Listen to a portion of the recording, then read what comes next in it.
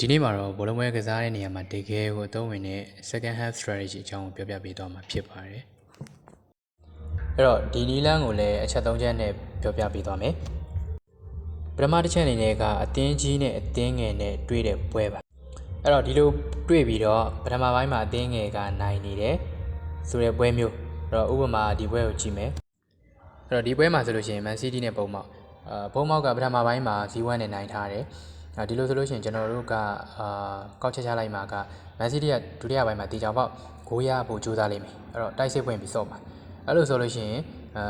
တိုက်စစ်စော့တဲ့အတွက်ကြောင့်မလို့ Man City ဘက်ကကော်နာတော်တော်လေးရလိမ့်မယ်အဲ့တော့တခါတလေ Man City ဘက်ကကြုံပြီးတော့ဘုံမောက်ကတံပြန်တိုက်စစ်နဲ့လာလို့ရှိရင်လည်းဘုံမောက်ဘက်ကလည်းကော်နာရနိုင်တယ်အဲ့တော့ကျွန်တော်တို့ယူဆလို့ရတာကကော်နာက၄လုံးနဲ့၄လုံးအထက်ဆိုပြီးတော့ယူဆလို့ရတယ်အဲ့တော့အဲ့လိုယူဆပြီးတော့ကျွန်တော်တို့ဒုတိယပိုင်းမှာကော်နာ၄လုံးထပ်ပြီးတော့လောင်းမယ်ဆိုလို့ရှိရင် over 4 plat ပေါ့နော်ကော်နာ over 4 plat ကိုလောင်းရင် point က 1.191817ဒီလိုတော့ရတယ်ဗျအဲ့တော့ဒီလိုမျိုးစင်တူတဲ့ပွဲပေါ့နော်ဒီလို Man City နဲ့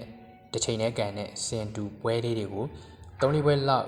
ရွေးလိုက်မယ်ပေါင်းလိုက်မယ်ဆိုလို့ရှိရင်ကျွန်တော်တို့အနည်းဆုံးတော့2ဆရပါတယ်အဲ့တော့ဒါကပထမတစ်ချက်ပါနောက်တစ်ချက်ကတော့အင်ရှင်နဲ့ဧည့်သည်နဲ့တွေ့တဲ့ပွဲမျိုးဥပမာဒီပွဲကိုကြည့်ပါအဲ့တော့ဒီပွဲမှာအသင်းကခြေသွားမိုင်းအရာတော့တိတ်ပြီးတော့မကွာဘူးအဲ့တော့အင်ရှင်နဲ့ဧည့်သည်ပဲကွာသွားတယ်အဲ့တော့အဲ့ဒါကမှဧည့်သည်ကပထမပိုင်းမှာနိုင်ထားတယ်ဆိုရင်အင်ရှင်ကလည်းတေချာပေါက်ဒုတိယပိုင်းမှာကိုရဖို့ကြိုးစားလိမ့်မယ်ကြိုးစားရင်ကော်နာဆိုတာကအင်ရှင်ကတော်တော်လေးရလိမ့်မယ်အဲ့တော့ဧည့်သည်ကလည်းခြေသွားမကွာတဲ့အတွက်ကြောင့်ပြန်ပြီးတော့တိုက်စစ်ဆင်ပြီးတော့စော့နိုင်ချေရှိတယ်တကယ်လို့တိုက်စစ်မစော့ဘဲနဲ့ခံစစ်နဲ့စော့မယ်ဆိုလို့ရှိရင်လည်းအင်ရှင်ကကော်နာရမှာပဲเนาะကော်နာရဖို့များတယ်ပေါ့အဲ့တော့အဲ့လိုမျိုးယူဆပြီးတော့ကျွန်တော်တို့ကခုနနီးအတိုင်းပဲကော်နာ4 plat လောင်းလို့ရှိရင်1.19 1.17ဒါမျိုးလေးတွေရတယ်အဲ့တော့ပထမတစ်ချက်ကလိုပဲเนาะအခုဒုတိယတစ်ချက်မှာအင်ရှင်ဧည့်သည်တွေ့တဲ့ပွဲလေးတွေခက်ဆင်ပွဲလေးတွေ3-4ပွဲလောက်ရွေးလိုက်ရင်2ဆ3ဆလောက်ကတော့ရပါတယ်အဲ့တော့ဒုတိယတစ်ချက်ကဒါပါโอเคနောက်ဆုံးချက်ကတော့ကျွန်တော်ပထမပိုင်းမှာစီးကြမယ်ကော်နာကလည်းအနည်းငယ်ပဲရမယ်เนาะ3လုံး4လုံးပေါ့ဒါမျိုးပဲရထားမယ်ဆိုလို့ရှိရင်ကျွန်တော်တို့နောက်ဆုံးတနည်းအနေနဲ့ကဒုတိယပိုင်းမှာ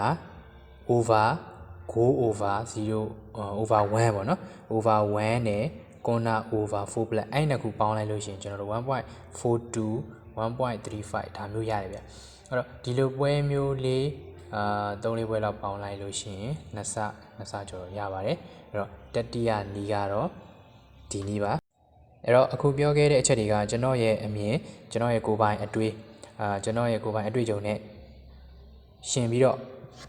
knowledge sharing အနေနဲ့ပြောပြတာပါအဲ့တော့ဒီနည်းလမ်းကိုကြိုက်တယ်သဘောကျတယ်ဆိုလို့ရှိရင်လည်းစမ်းပြီးတော့ကစားကြည့်လို့ရပါတယ်မကြိုက်ဘူးဆိုလို့ရှိရင်လည်းမိတ်ဆွေတို့ဘူဟုတုဒအနေနဲ့ကြည့်သွားလို့ရပါတယ်โอเคနောက်ဗီဒီယိုတွေမှာဆက်တွေ့ပါမယ်